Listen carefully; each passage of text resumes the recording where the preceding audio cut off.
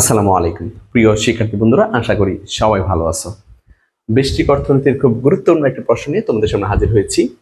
দাম প্রভাব সমান পরিবর্তক প্রভাব প্লাস আয় প্রভাব প্রমাণ করতে হবে, অথবা প্রমাণ করো যে দাম প্রভাব হলো পরিবর্তক প্রভাব এবং আয় প্রভাবের সম্মিলিত ফল। খুবই গুরুত্বপূর্ণ, ভেরি ভেরি ইম্পর্টেন্ট এই প্রশ্নটি। আমরা মনোযোগ সহকারে প্রথম থেকে শেষ পর্যন্ত ক্লাসটি দেখব ইনশাল্লাহ। আমরা শুরুতেই দাম প্রভাবের সংজ্ঞা দিয়ে নিব। দাম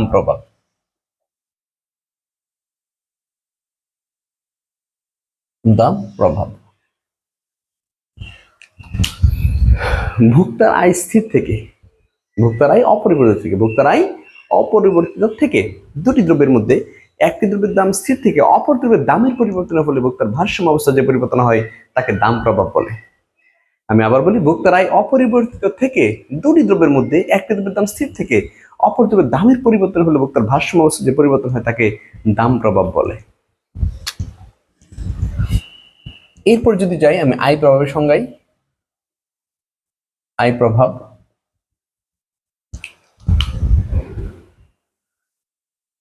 দ্রব্যের দাম স্থির থেকে ভোক্তার আয়ের পরিবর্তনের ফলে ভারসাম্য অবস্থার যে পরিবর্তন হয় তাকে আয় প্রভাব বলে।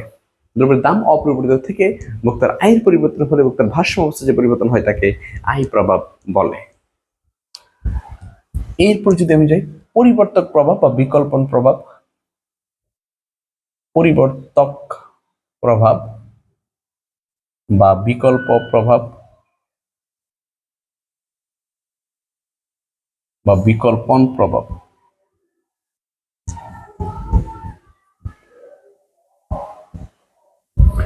ভোক্তার প্রকৃত স্থির থেকে দুটি দ্রব্যের দামের আপেক্ষিক পরিবর্তনের ফলে ভারসাম্য অবস্থার যে পরিবর্তন হয়, ভোক্তার প্রকৃত স্থির দুটি দ্রব্যের দামের আপেক্ষিক পরিবর্তনের ফলে ভোক্তার ভারসাম্য অবস্থার যে পরিবর্তন হয় তাকে পরিবর্তক প্রভাব, বিকল্পন প্রভাব বলে। এই তিনটা সংজ্ঞা দিবা, সংজ্ঞাটা পরে লিখে দিবা যে দাম প্রভাব সমান পরিবর্তক প্রভাব প্লাস আয় প্রভাব, অথবা বলতে পারি আমরা যে দাম প্রভাব হলো পরিবর্তক প্রভাব এবং আয় প্রভাবের সম্মিলিত ফল। নিম্নে চিত্রের সাহায্যে বিষয়টি প্রমাণ করা হলো বা দেখানো হলো।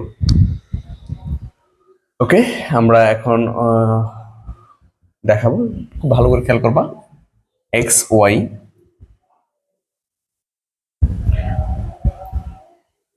AB1 এটা হচ্ছে প্রাথমিক বাজেট রেখা, AB1 হচ্ছে ভোক্তা প্রাথমিক বাজেট রেখা। আর এখানে আরেকটা বাজেট রেখা অঙ্কন করবা, এটা হচ্ছে AB2, ঠিক আছে। আর তারপরে আরেকটা বাজেট রেখা অঙ্কন করবা CD। আমি যেভাবে বলি ঠিক ওইভাবে তোমরা চিত্র আঁকো, তাহলে সহজ আঁকতে পারবা। প্রথম হচ্ছে AB, এরপরে হচ্ছে ওয়াইদের দাম সি থেকে এক্সের দাম কমে যাবে, ফলে বাজেটটাকে 100 দিকে প্রসারিত হবে। তুমি পরে একটা বাজেটটাকে অঙ্কন করবা AB2। আর এর ফলে আরেকটা বাজেটটাকে অঙ্কন করবো পরিবর্তক প্রভাবের, ধরুন যে বাজেট টাকাটা অঙ্কন করবো সেটা হচ্ছে CD। ওকে, অঙ্কন করে এইবার দেখো আমি নিরপেক্ষ রেখা অঙ্কন করব। নিরপেক্ষ রেখা ভালো করে খেয়াল করতে হবে তোমাদের।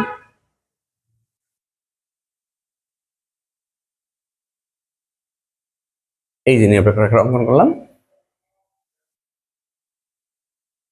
এই হচ্ছে নিরপেক্ষ রেখা,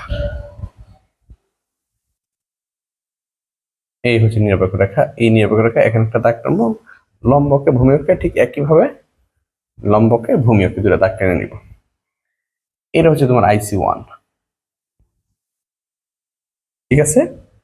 আর এটা হচ্ছে ধরো E1, আর এটা ধরো E2। আর আমি আরেকটা AP2 এর মধ্যে একটা নিরপেক্ষ রেখা অঙ্কন করবো। তবে AP2 এর মধ্যে যে নিরপেক্ষ রেখা অঙ্কন করবো, ওই নিরপেক্ষ রেখাটা অঙ্কনের সময় তোমাকে লক্ষ্য রাখতে হবে যেমন এমন ভাবে অঙ্কন করব যেন ধরো এটা হচ্ছে Y1, Y3, Y1 আর Y3 এর মাঝে পড়ে, Y1 আর Y3 এর মাঝে পড়ে। যেমন এই যে এখানে যদি আমি অঙ্কন করি, লম্বকে দাগ টানলে এটা দেখো Y1 আর Y2 এর মাঝে পড়ছে, ধরো এটা Y2, এবং E2 বিন্দুর বাইরে পড়বে, E2 বিন্দু ডানে পড়বে। তাহলে আমি এটা দিতে পারি ধরো X1, X2 আর এটা হচ্ছে X3, ঠিক আছে। এটা হচ্ছে ভাষ্য বিন্দু, এটা হচ্ছে E2, আর এটা হবে তোমার E3, E2 এটা হবে E3। লম্বক হচ্ছে ওয়াই দ্রব্য আর ভূমিক হচ্ছে এক্স দ্রব্য।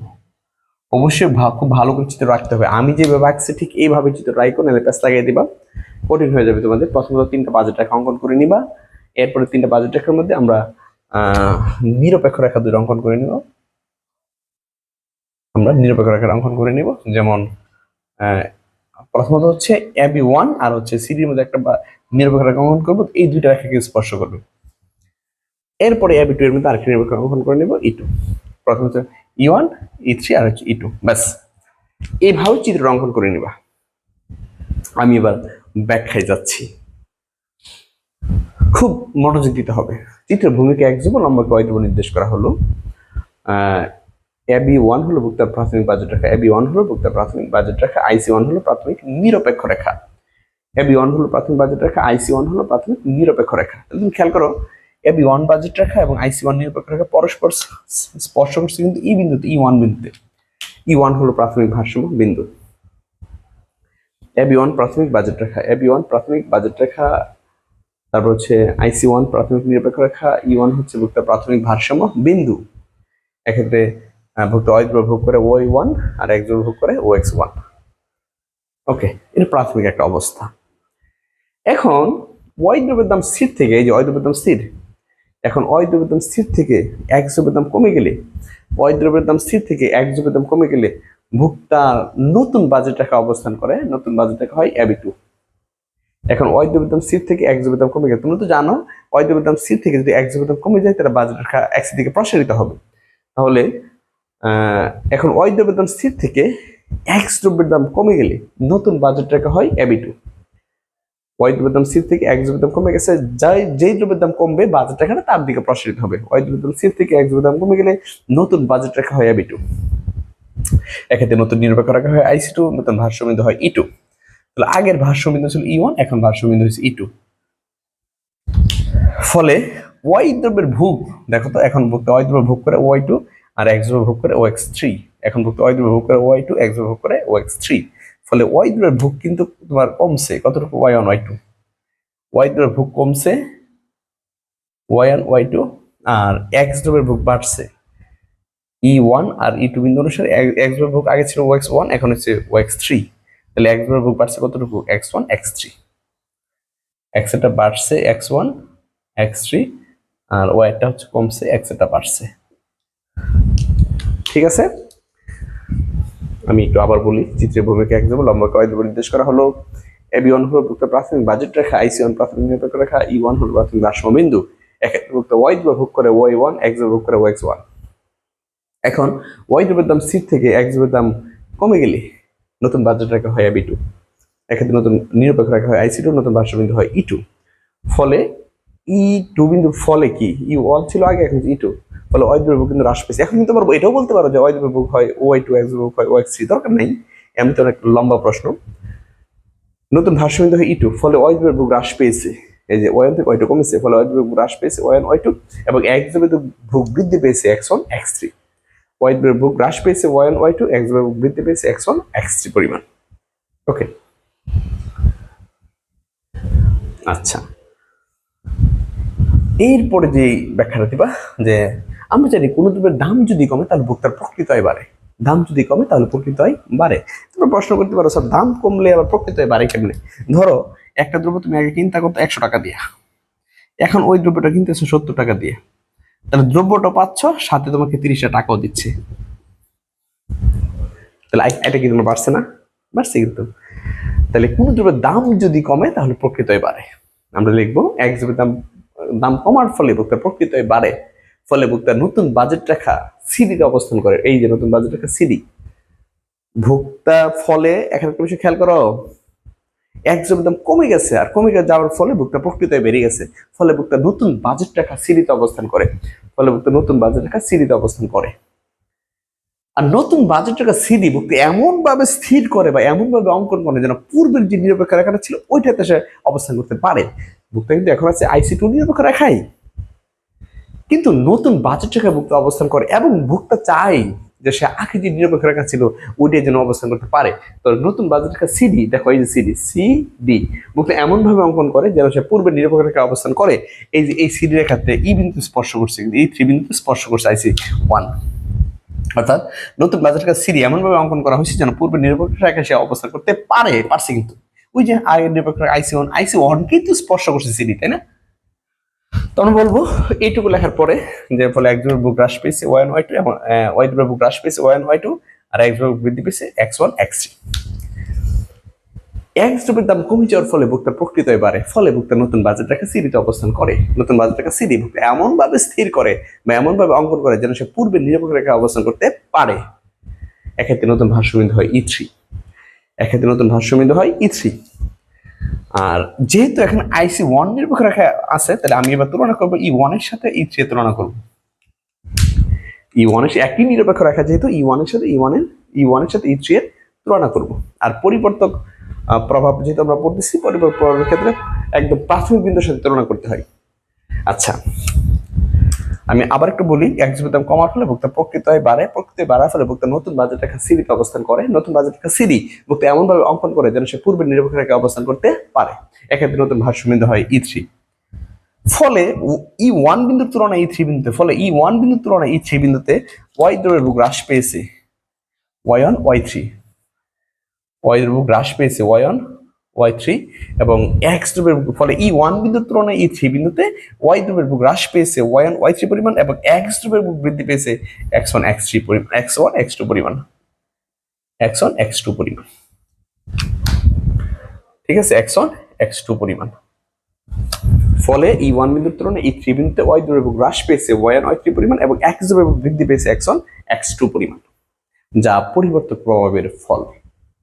যা পরিবর্তক প্রভাবের ফল। প্রথমটা ছিল দাম প্রভাবের ফল। আমি আবার একটু প্রথম থেকে আসি, এরপর আমি আই প্রভাবে যাব।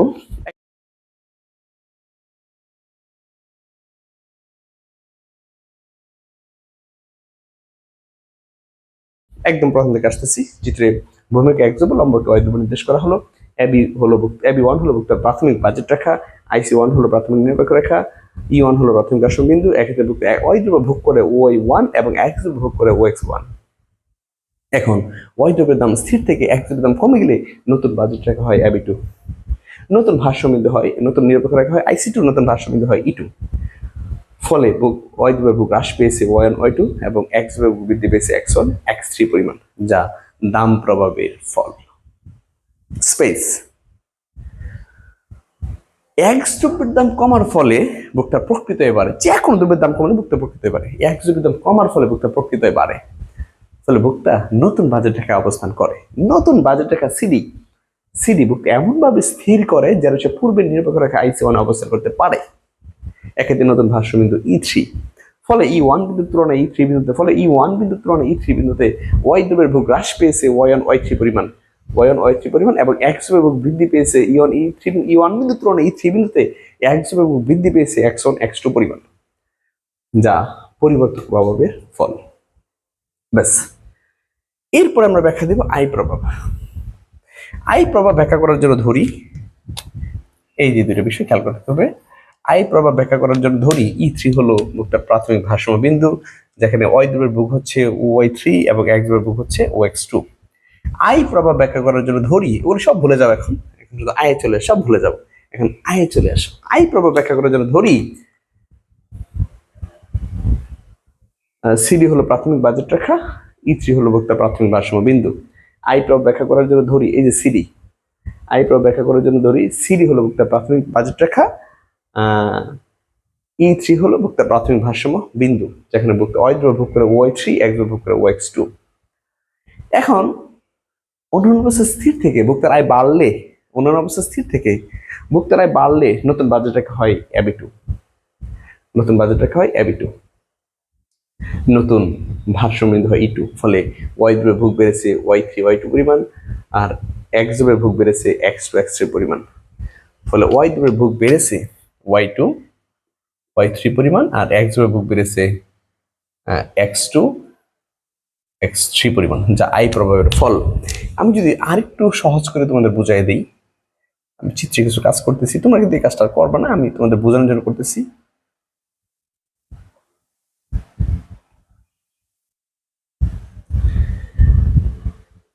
হ্যাঁ, এটা করলাম, আর হচ্ছে এই যে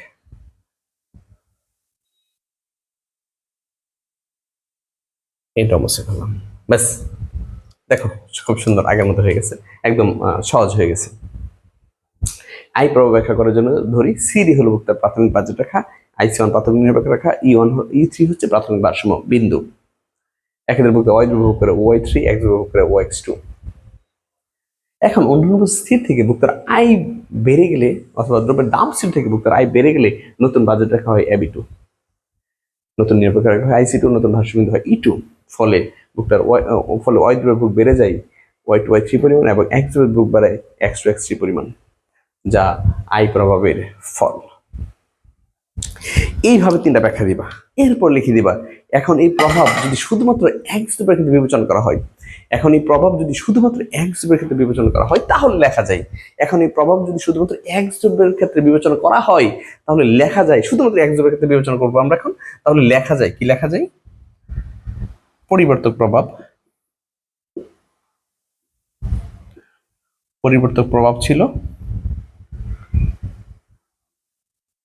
এই যে পরিবর্তক প্রভাব ছিল এখানে কতটুকু, x1 x2, x1 x2, এই যে এটা পরিবর্তন প্রভাব ছিল। তারপর হচ্ছে আই প্রভাব, আই প্রভাব হচ্ছে এখন যেটা পড়ছি আমরা x2 x3, x2 x3 আর যোগ করলে আমি দাম প্রভাব পেয়ে যাব, দাম প্রভাব, দাম প্রভাব হচ্ছে x1 x3, ওই যে প্রথমটা x1 x3। তো x1 x2 এর সাথে এই যে খেয়াল করো সবাই, x1 x2 এর সাথে যদি আমি x2 x3 যোগ করি, এই যে x1 x2 এর সাথে যদি আমি x2 x3 যোগ করি তাহলে আমি পাই x1 x3, ওই যে x1 x3। তাহলে আমরা বলতে পারি যে দাম প্রভাব হলো পরিবর্তক প্রভাব এবং আই প্রভাবের যোগফল বা সম্মিলিত ফল। আশা করি সবাই বুঝতে পেরেছ। আমার ক্লাস যদি ভালো লাগে তুমি তোমার বন্ধু বান্ধব সবাইকে আমার অনলাইন ক্লাসের বিষয়ে শেয়ার করো। ভালো থাকো, সুস্থ থাকো, আসসালামু আলাইকুম।